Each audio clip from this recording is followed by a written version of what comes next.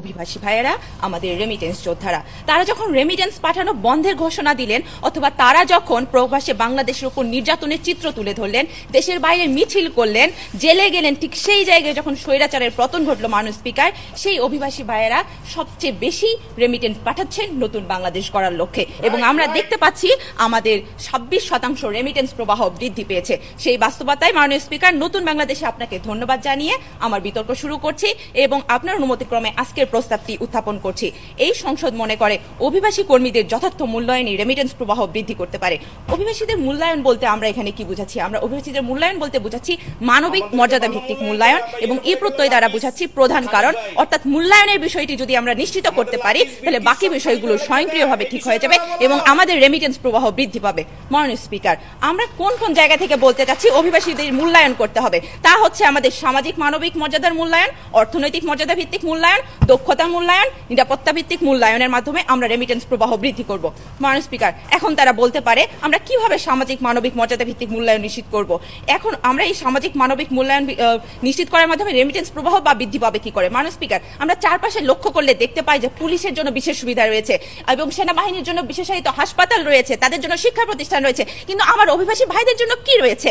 মাননীয় স্পিকার, যারা আরএমজি খাতের পরে সর্বোচ্চ রেমিটেন্স, যারা এই দেশের অর্থনীতিকে সুসংহত করেছে, দিনরাত মাথার ঘাম পায়ে ফেলে পরিশ্রম করছে, তাদের জন্য নেই কোনো আবাসন ব্যবস্থা, তাদের আমরা সম্মানিত করার জায়গা পাই না। মাননীয় স্পিকার, যারা এদেশ গঠনে কাজ করছে, প্রতি মাসে যারা শত শত কোটি টাকা পাঠাচ্ছে, তাদের মূল্যায়ন কোথায়?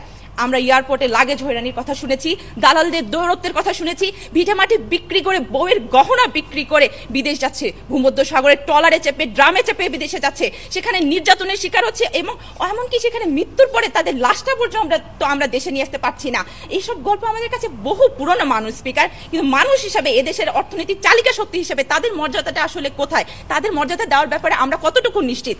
এই যে আমরা তাদেরকে মূল্যায়নের জায়গাটা যদি নিশ্চিত করতে না পারি, তাদেরকে মানুষ হিসেবে যদি আমরা মর্যাদা দিতে না পারি মানুষ স্পিকার, তাহলে আমরা গরু থেকে আসলে দুধ আশা করছি, কিন্তু সেই গরুকে আমরা ঘাস খাওয়াবো না, তাদেরকে আমরা যত্ন করব না, তাহলে দিন শেষে গরু আপনাকে দুধ নয় লাথি দিবে। আসলে আমার সরকার কি করছে? আমার সরকার প্রবাসীদের অ্যাপ নিয়ে কাজ শুরু করেছে, তাদের জন্য বিশেষায়িত লাউঞ্জ সুবিধা দিয়েছে, প্রবাসী কল্যাণ ব্যাংক ঋণ দিচ্ছে, প্রবাসীদের নিজে গিয়ে আমাদের প্রধান উপদেষ্টা ফুল দিয়ে তাদেরকে কৃতজ্ঞতা জানিয়েছেন। আমি কোট করে বলছি আমাদের প্রধান উপদেষ্টার সেই কথাটি, যে জুলাই গণঅভ্যুত্থানে প্রবাসীদের ভূমিকা অনস্বীকার্য, তাদের অবদানে দেশ এবং জাতি হিসেবে আমরা কৃতজ্ঞ। এই যে কৃতজ্ঞতা বোধের জায়গাটি মাননীয় স্পিকার, তাদের প্রতি যে সম্মান প্রদর্শন করা হলো, এই জায়গাটি আসলে আমাদের দরকার এবং তাদের এই মূল্যায়নের ফলে আমরা দেখেছি যে মাননীয় স্পিকার, আমাদের রেমিটেন্স প্রবাহ বৃদ্ধি পেয়েছে, তাদের দেশ গঠনে তারা ঝাঁপিয়ে পড়েছে, তারা কাজ করছে। এই মূল্যায়নটি আসলে যথার্থ মূল্যায়ন, আমাদের এই মূল্যায়নটি আসলে দরকার। মাননীয় স্পিকার, আমাদের জুলাই গণঅভ্যুত্থানে যখন সেই কাতারে 57 জন অভিবাসীকে আটক করা হলো, সেই অভিবাসীকে শুধুমাত্র ইউনূস সরকারের সম্মানার্থে তাদেরকে বিনা শর্তে মুক্তি দেওয়া হলো।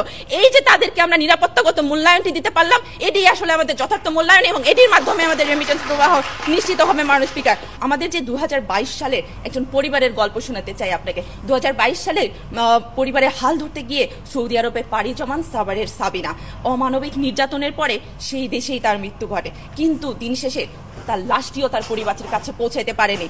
ঠিক সেই জায়গায় যখন আমাদের আজকের এই অভিবাসীদের 10 থেকে 15% নারী এবং তারা নির্যাতিত হচ্ছে, তারা দেশে আসে সামাজিক অবমাননার শিকার হচ্ছে, আমরা তাদেরকে সেই সামাজিক মূল্যায়নটি দিতে পারছি না। মাননীয় স্পিকার, আমাদের এই সামাজিক মূল্যায়নটি নিশ্চিত করতে হবে। মাননীয় স্পিকার, আমাদের আজকের এই অভিবাসী দিবসে যে প্রতিপাদ্য প্রবাসীর অধিকার, আমাদের অঙ্গীকার, বৈষম্যহীন বাংলাদেশ আমাদের সবার, এই অঙ্গীকার নিয়ে আজকে আমি বলতে চাই আমাদের এই সংসদে আমাদের এই প্রস্তাবটি গৃহীত হওয়ার জোর দাবি রাখে।